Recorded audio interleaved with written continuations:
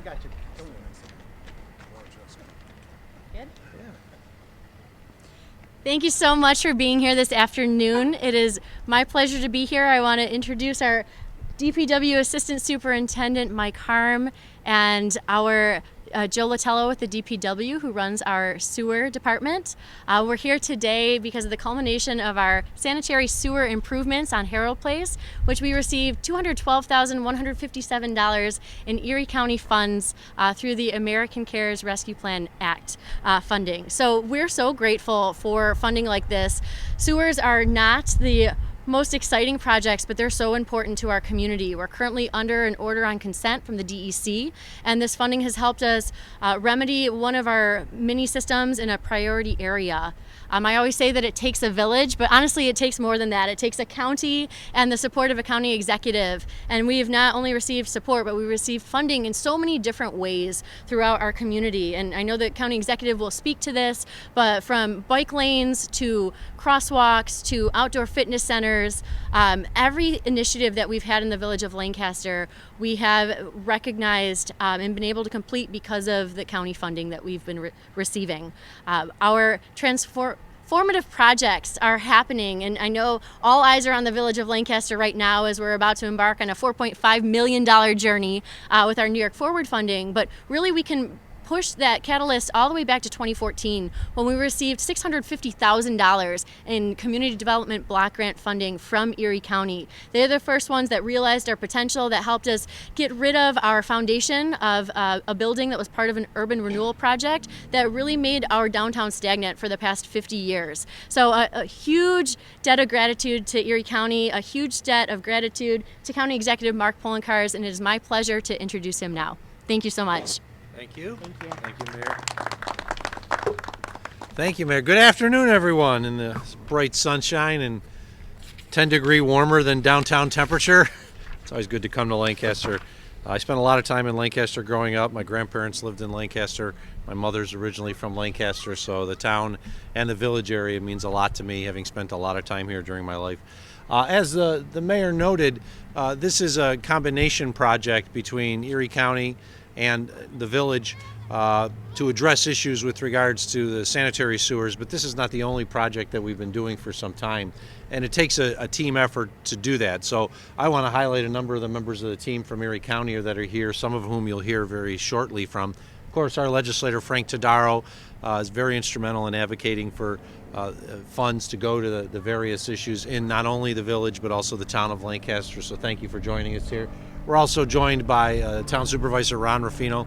Supervisor Ruffino and I always talk about ways in which we can create stronger communities, and very appreciative of his support, whether it's in the town or solely, or if it's in the village, which of course the village is also included in the town's borders. So thank you to the supervisor for being here.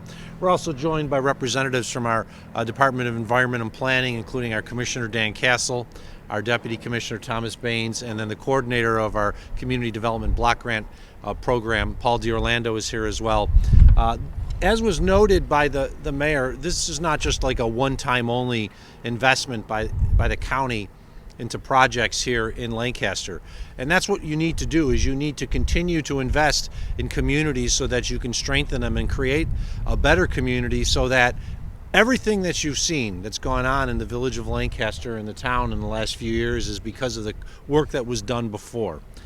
It was noted the $212,000 sanitary sewer line upgrade, 500 feet, linear feet, to provide better service and less maintenance, which is very important because maintaining sewers and having to go in there and fix them, especially older sanitary sewers, is not an inexpensive thing, and it can really cause problems with regards to other infrastructure.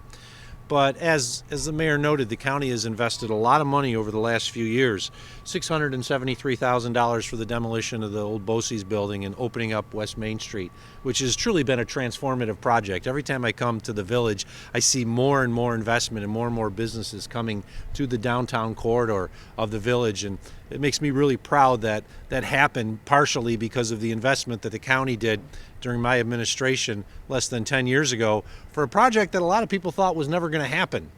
That it was that building had been there the way the West Main Street had always been. It just sort of ended. It was not going to happen. But people with foresight thought we can do better in the village, we could do better in the town, and as a result of it, they have this beautiful, sparkling downtown now. Also, 200,000 plus that was invested in pedestrian and bike lane striping for Central Avenue to increase walkability and safety. And as we know, Central Avenue is the central line that connects, of course, the town of Lancaster with the areas to the north, and it brings people and businesses into the village. So you want to have more pedestrian and bike access so that it's a safer pedestrian and bike access for all, because Central is a very busy road, and it's a fairly narrow road too. It's not one that you're going to see people speeding down 50 miles per hour, but you want to ensure that everyone has an opportunity to come to the downtown core in the village.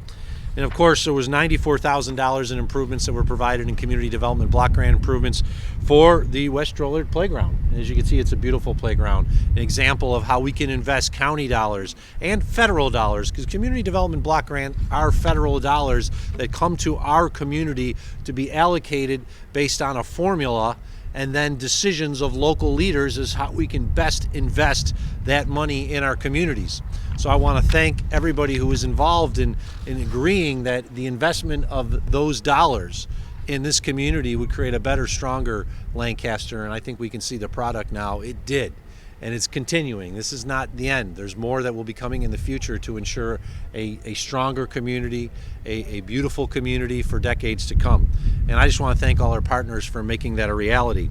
One of those partners who plays a role with regards to our Community Development Block Grant Consortium is the town of Lancaster, because they are involved also in the decision making associated with where these consortium dollars are going, as well as the village. And it's my pleasure to introduce the supervisor of the town of Lancaster, Ron Ruffino. Ron. Thank you, County Executive. You know, one of our reasons for being here as a local leader and elected official is to make sure we're delivering proper services to our residents.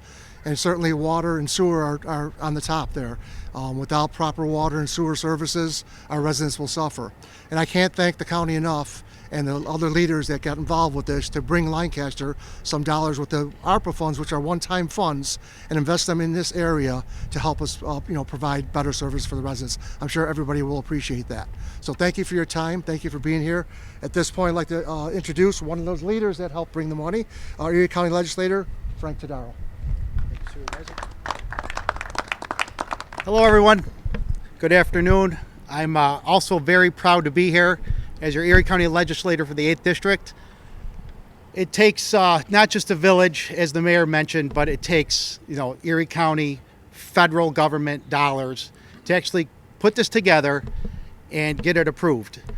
We are very proud that the Erie County legislature has approved the millions of dollars that went throughout Erie County, and I was very happy to advocate for the village of Lancaster to make sure that when I received a list that I can see what was actually going to be funded of those dollars. And this 500 feet of pipe that was definitely needed is got done. So I want to thank the mayor, the county executive, also the DPW for here in the village, and everyone that it was together to make this happen. So I really appreciate that. Does anyone have any questions at all for the legislature at all? How are some of these projects prioritized, not only here in Lancaster, but of course throughout the county? I would say that the administration would listen to all the elected officials of the communities, and then they put all the actual what was mainly needed, required from top down. What was necessary, obviously, roads are a very big concern all throughout Erie County, but we cannot forget underground. Piping is really something that is always last on the list, but nobody wants backups in their basement.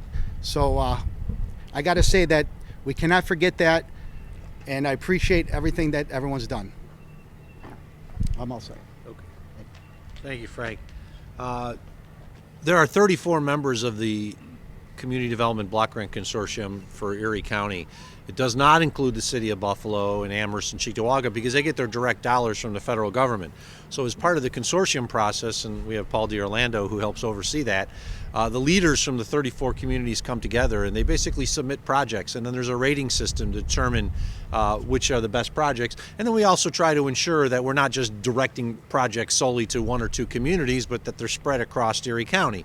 So you will often see some of the communities put in for streetscaping or issues associated with roads and sewers, but the consortium dollars can go to other areas as well.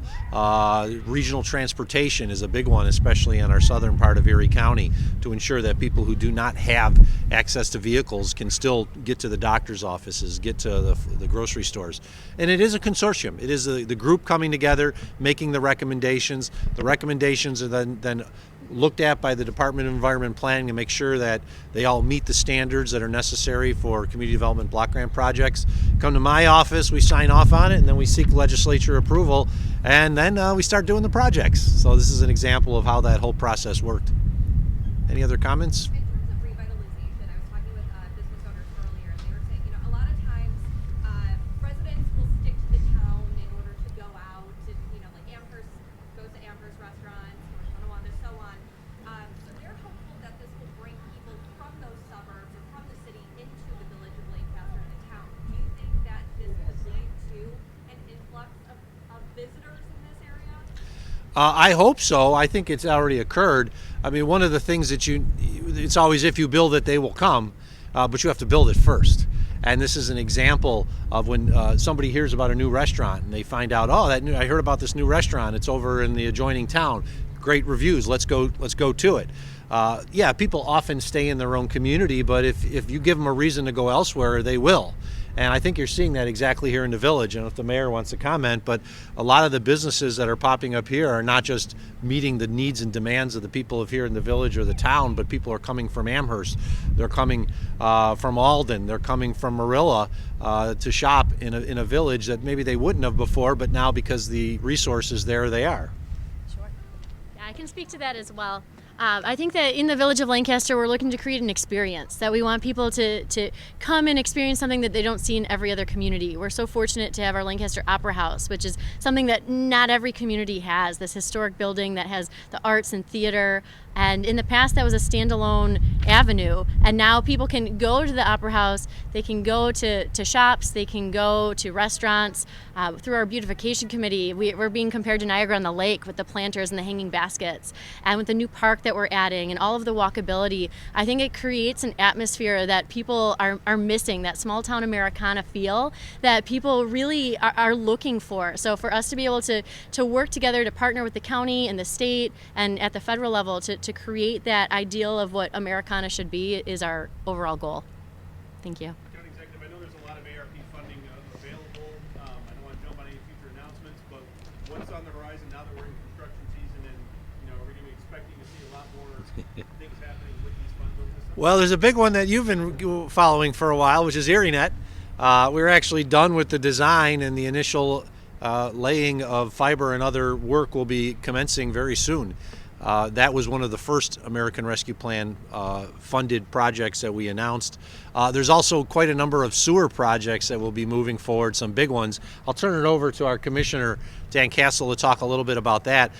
What the American Rescue Plan required was the approval of the projects by the end of this year, and then we had until 2026 to allocate the money and appropriate it and spend it on the projects. But we didn't want to wait. We wanted to ensure that we got these projects done sooner because we were seeing the increases in cost, so we wanted to get bids out sooner. We also realized as more and more projects are done that by the county, by the town, by the village, by the state, by the federal government, there's less and less contractors to do the work associated with those projects, which then drives up the cost. So we made the decision early on to identify the projects that we wanted to move forward with, and this is the year really when you're starting to see a lot of money going out the door. We got parks projects as part of our Renew Plan and American Rescue Plan that's being funded, like the Went Beach Mansion overhaul and renovation, as well as the Shank House at Grover, Cleveland, the oldest still standing farmhouse in the city of Buffalo, dates back to the 1830s, I believe.